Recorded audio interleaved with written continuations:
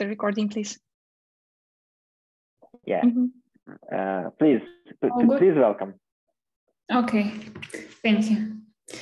So imagine that you can't find your native language in the basic settings of your laptop or phone, or you can just quickly translate some phrase from your mother tongue to any other with Google Translate or so on during your vacation. This happens to me all the time. Good day, everyone. My name is Gulnara. I'm the co-manager of the National Corpus of the Crimean Tatar language project, which I'm happy to present to you today. So where does the Crimean Tatar language come from, and why are we discussing it during the Ukrainian Natural Language Processing Workshop? For the civilized world, in 2014, Crimea became the starting point for the Russian Federation's armed aggression on Ukraine's territory. From that moment, the global community began to learn more about the peninsula's indigenous people. So to start with, here is a brief overview of who the Crimean Tatars are. For thousands of years, tribes and nations who came to Crimea in different historical periods assimilated with the local population.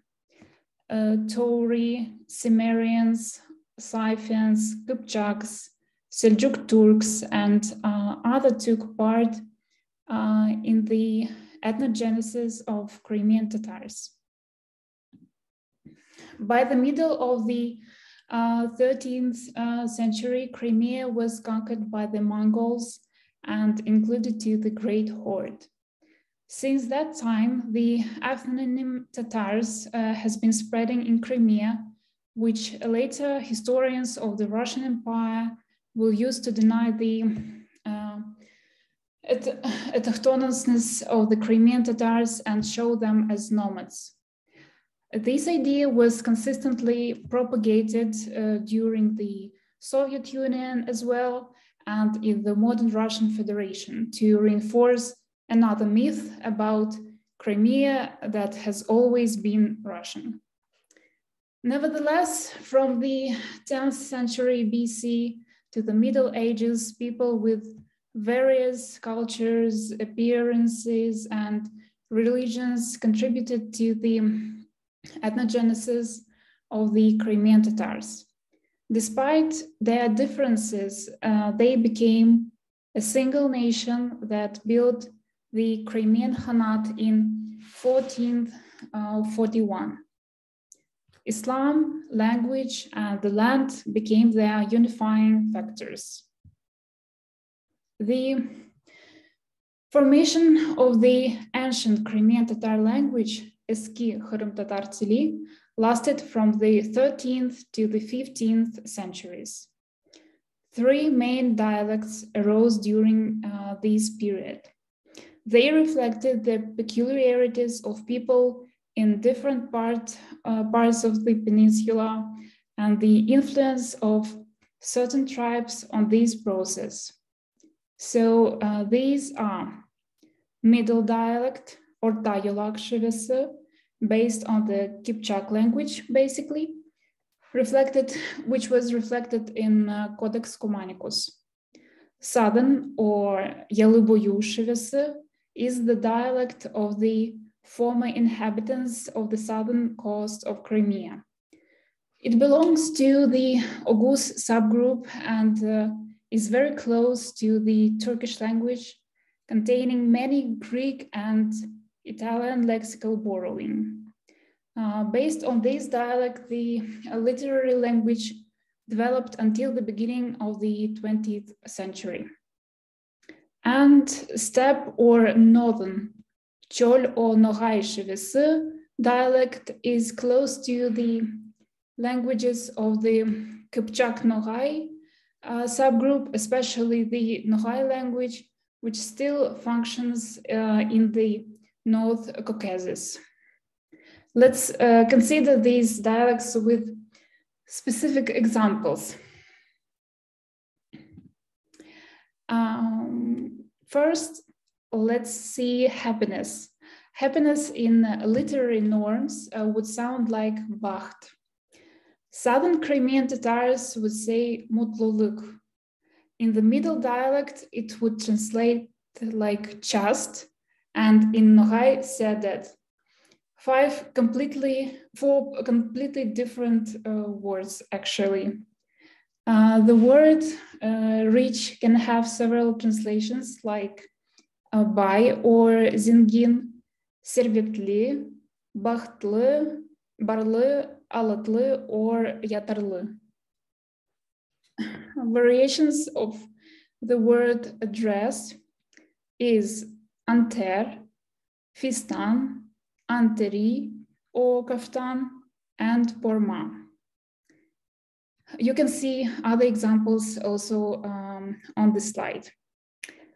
Substantial differences between the dialects of Crimean Tatar are explained by the fact that the process of ethnogenesis of the Crimean Tatars is very complex, and both Turkic and non-Turkic people participated in it. At the same time, the official written languages of the Crimean Khanate were Chagatai and Ottoman Turkish. Until the 19th century, the literary language of the Crimean Tatars was Crimean Turkey. Thus, the first literary work in the Crimean Tatar language was Destan, or simply a poem about Yusuf and Zuleikha by Mahmud Kırımlı. It was written in the 1220s based on the plot of the Quranic legend about the prophet Yusuf. The work was preserved in the Turkic language, but the poem was translated from the actually Crimean or Dasht, that is Kipchak language, by the poet Khalil Oghlu Ali, a younger contemporary of Mahmud Kırımlı. The period of the Middle language, Orta QIRI'M Tatar Tsili, was characterized by the significant influence of the Ottoman language due to the political and cultural integration of the Crimean Khanate and the Ottoman Empire. At that time, Crimean Tatar literature and language tradition developed in two parallel plans. First, classical literature and language of the Khan's palace, the so-called Saray Edebiyatı, and the literature and language of the people, of the nation. Also, the first universities were established at that time. One of them was the Zincirli Medrese, madrasa with the chain, founded by the second Crimean Khan Mengli Giray. During the opening, he said, "I ordered this chain to be hung in the door so that everyone, no matter who he is, bows his head when entering this sacred temple of knowledge, thus expressing his respect for science." Because of the flourishing of the Crimean Khanate and the spread of its influence far beyond the peninsula, the Crimean Tatar language began to be studied abroad. In particular, it has been taught at the School of Oriental Languages in Paris, but for the short period of time, unfortunately. Also, the first periodicals began to be published at the end of the Middle Language period. Among them are the newspapers Terjüman, Millet, the women's magazine Alyam Niswan, etc. And the new format of secondary schools was established, where children studied not only Quran, but also the their mother tongue, Crimean Tatar language, math, and other disciplines. It seems that all these steps were supposed to ensure the further flourishing of the Crimean Tatar language. But unfortunately, it is listed by UNESCO as a severely endangered language. This means that the language is spoken by grandparents and older generations. While the parent generation may understand it, they do not speak it to their children or among themselves. At the same time, according to the experts of the National Academy of Sciences of Ukraine, due to the negative trends of recent years, the actual degree of threat is critical. According to researchers' estimates, the number of speakers of the Crimean Tatar language on the territory of Ukraine is 20-25% of the Crimean Tatar ethnic group, or simply 70-90,000 people. What are the reasons for this decline? First of all, the colonization policy of the Russian Empire after the annexation of Crimea in 1783. Russian authorities from the times of Catherine II till Nikolai II had implemented the challenging, considerate, and long-term strategy of the expatriation of the Crimean native population from their historical motherland. For almost a century and a half, this area took place of 3 mass campaigns for the proscription of the Muslim inhabitants of the peninsula to the territory of the Ottoman Empire. The ethnic composition of the peninsula's population radically changed after this event. The population size of the Crimean Tatars has decreased from the 92% before the Russian conquest of the Crimean Khanate to 29 in the pre-revolutionary times. Second reason is genocide policy of the times of the Soviet Union. The Soviet era in Crimea began with the Red Terror and artificial famine. During this famine, 70,000 people, 1,000 Crimean Tatars died. This era continued with persecution of the Crimean Tatar intelligentsia.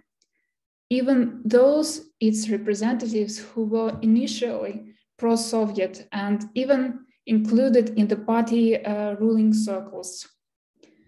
When repression reached its peak, a whole constellation of Crimean intellectuals, writers, scientists were killed in one day. But unfortunately, that wasn't the end. On the fatal night of the 18th of May, 1944, all Crimean Tatars were deported from Crimea. Stalin and his regime declared the entire nation as traitors and evicted it from the motherland. All social functions of the Crimean Tatar language, except for one, communication in the family, were cut off by the act of deportation. There were no schools with the Crimean Tatar language of instruction, no radio or television broadcasts, no newspapers and magazines. Under these discriminatory conditions, bilingualism was purposely formed, the main components of which were the Crimean Tatar and Russian languages, less often Crimean Tatar and Uzbek or Tajik, etc. In the second half of the 1980s, the return of the Crimean Tatars to their homeland began, where they encountered resistance from the local population and the authorities. For years, people fought for their right to live on their native land in the fields of protests. But with the declaration of Ukraine's independence, the situation began to change. National schools were opened, the National Theatre was revived, and the study of the Crimean Tatar language and literature in universities was resumed. But this path of restoration and development of the Crimean Tatar language was brutally interrupted due to the occupation of the Autonomous Republic of Crimea and the city of Sevastopol by the Russian Federation in 2014. Crimean Tatars are forced to survive in conditions of political repression and ethnic oppression. What does this mean to the state of Ukraine? A wide field of work on protecting and providing the rights of the indigenous people, developing their cultural heritage, and reintegrating the peninsula after its deoccupation, which I hope we will see soon. One of the steps in this direction was adopting the Crimean Tatar language development strategy for 2022-2032 at the state level. This document in particular provides a set of measures to stimulate the implementation of the Crimean Tatar language in various spheres of life. Thus, the initiative to create a first corpus of the Crimean Tatar language was born. Our goal is to develop the first national corpora from a minimum 20,000 standard pages of diverse texts. The text base may seem minor, but a little later I will explain why at this stage we did not set ambitious goals. On this slide, you can see the demo version of our site, and you can also test it, which will redirect users to the corpus page on the Sketch Engine platform a bit later. And here are the challenges that our team faced during the development of this project. First of them is lack of the broad base of materials in the Crimean Tatar language, in contrast to widely used languages. For example, the number of articles in well-known Wikipedia in English is more than 44 million, in Ukrainian more than 3 million, in Crimean Tatar less than 40,000. So to make it work, we didn't limit the search base by chronological, stylistic, and genre characteristics.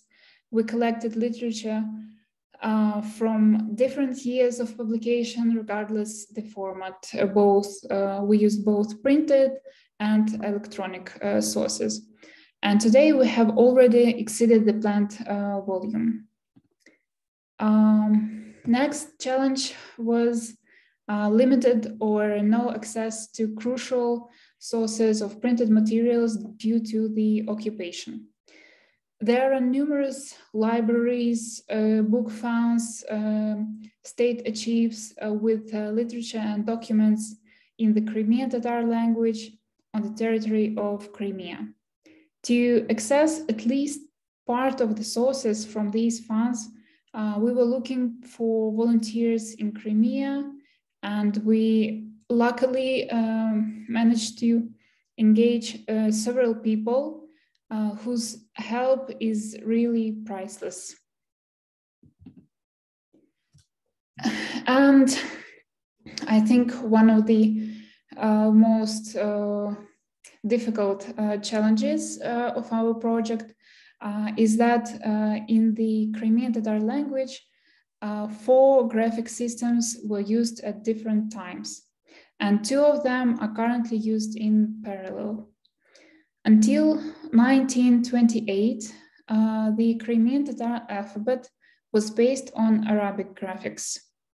So all sources of the Han period, the period of the annexation by the Russian Empire, including first periodicals, are written in Arabic graphics.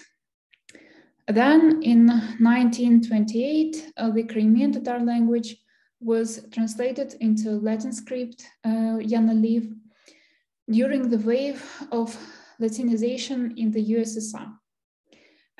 The Crimean intelligentsia generally supported this reform since the same processes took place in Turkey and the Turkic-speaking republics of the USSR. The Latin alphabet also corresponded the peculiarities of the Crimean Tatar language. But with the intensification of political repression and as part of a broad policy of Russification, in 1938, the Crimean Tatar language was translated into Cyrillic based on the Russian alphabet, which did not correspond to the phonetic structure of the language and actually is really alien for our language.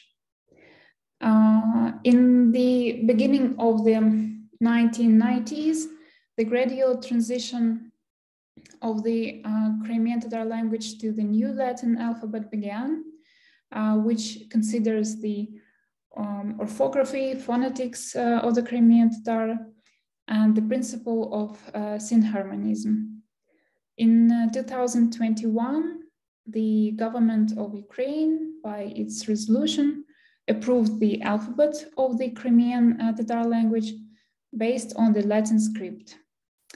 It should be noted that the Cyrillic alphabet is officially used for the state Crimean Tatar language on the territory of occupied Crimea, since Russia, which annexed Crimea, actually forbids the use of the Latin alphabet. So, therefore, while creating the corpus, it was necessary to come to one standard. Thus, texts in Arabic graphics were adapted to modern Latin by one of our team scientists. Other team members adapt the UNLP materials by just thoroughly checking the text and replacing symbols that do not correspond to the existing alphabet. And for the transliteration of Cyrillic texts, we developed an additional software which will automatically translate texts during their import to Sketch engine. So our corpus would consist only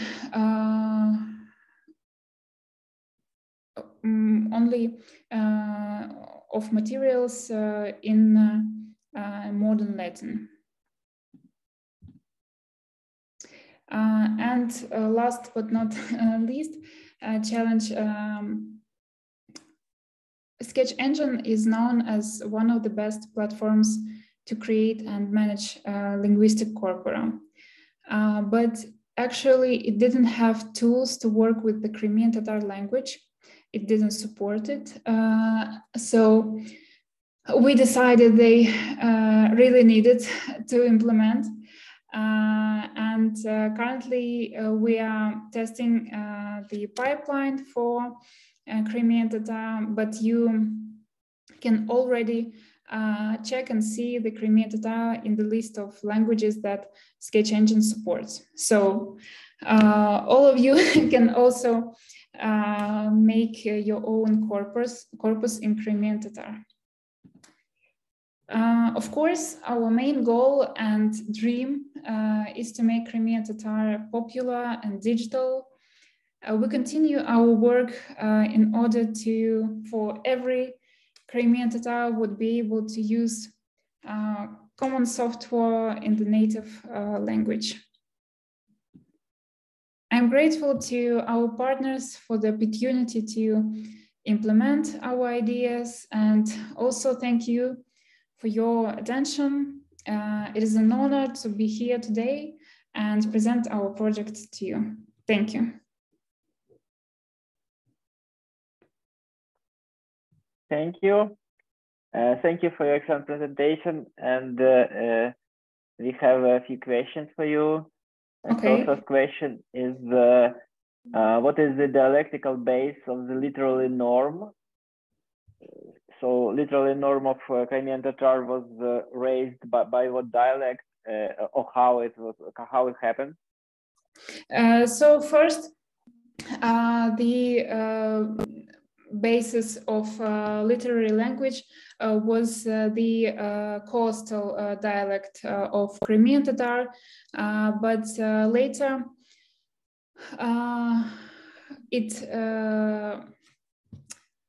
it turned that our current literary language based on middle one, which was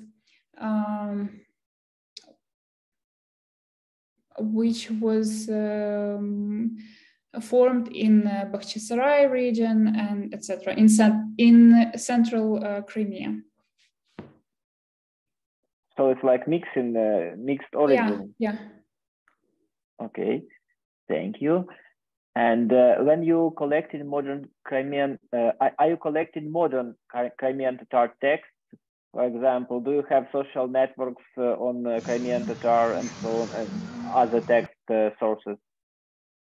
As I said, we didn't set any limits in our search, so we're collecting as more as we can, and also modern books, newspapers, any texts. Unfortunately, there is no social networks in Crimean Tatar, and even native speakers who are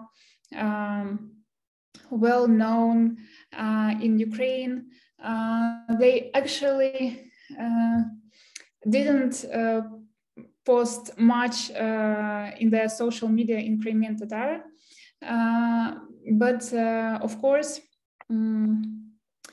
there are some mass media like Crimean Tatars Club, which has the Crimean Tatar, the materials in Crimean Tatar. There are translations of the government sites, and we use all of it, and so on. Okay, and do you have Duolingo course on Crimean Tatar? No. Actually, one of our team members, actually the coordinator of the corpora, worked for Duolingo, and he tried to force them to implement Crimean Tatar, and of course it would be a great tool to to save and develop language. Yeah, but you know this Irish story that after they implemented Irish language, old Irish language, the number of active speakers rise exponentially. Yeah, and well, we try to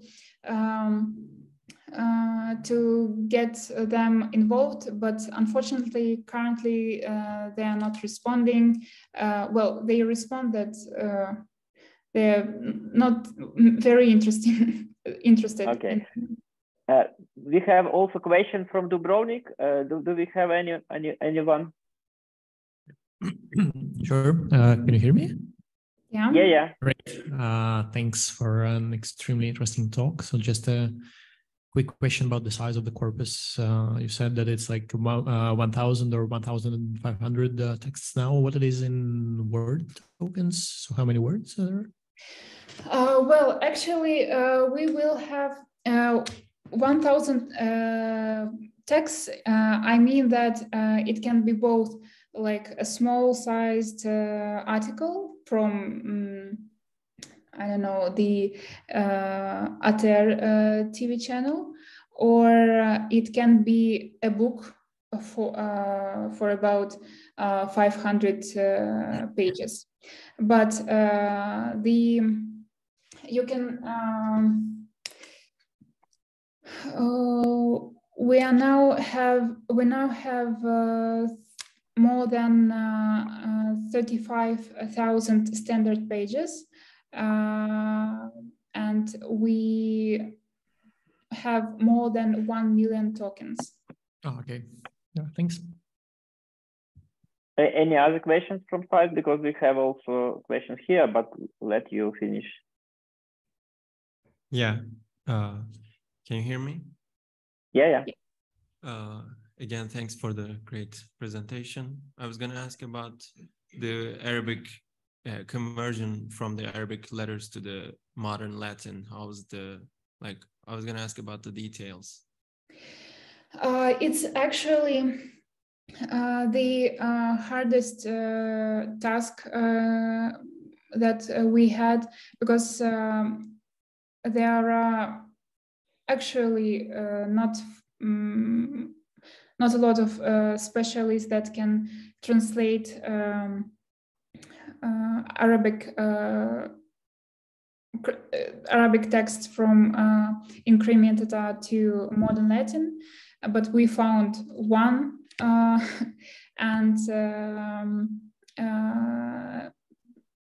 Tahiroja, and he translated some first periodicals.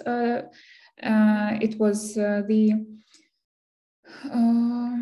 Terjemán newspaper, and we have now I think more than 20 of them translated, and that's it for now. But I hope that we will be able to do more. Yeah, that was a manual transliteration, right? Yeah, just manual, because there are no tools, and there is like lack of the specialists who can do it. Yeah, maybe automation can be used. I'm from Turkey, and we're trying to do the same thing from Ottoman Turkish to the modern alphabet. And I'm thinking maybe there is a I know for Ottoman Turkish, we have a one-to-one mapping, and we can do it automatically. The corpus has those 20 newspapers from. No, we have actually more text in Arabic, but these 20 or 30 newspapers were already have been already translated. But if we would have such tool, mathematical tool, we can translate much more, of course, and we will be grateful for any help. Okay, yeah. Let's keep in touch. I would like to help if you can. Thank you. Yeah, thank you again. Okay, we have still one question. If you have different graphical systems that maybe, how do you think the phonetical approach to the language model can be used in this matter? If you have different graphical systems, then maybe you can use phonetical model or something. Well, actually, our main goal, which is implemented on the state level, is to not transform, but to get rid of Cyrillic alphabet in Crimean Tatar.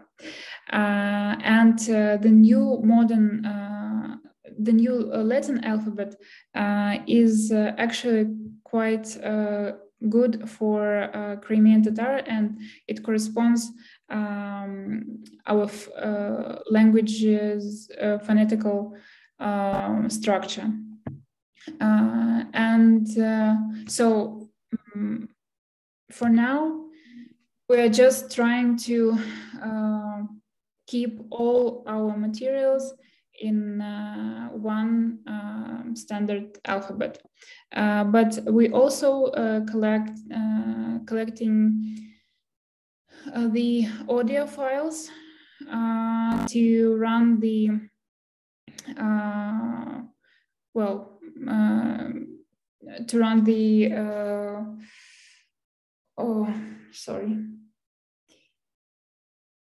to make another tools for the online translators as well.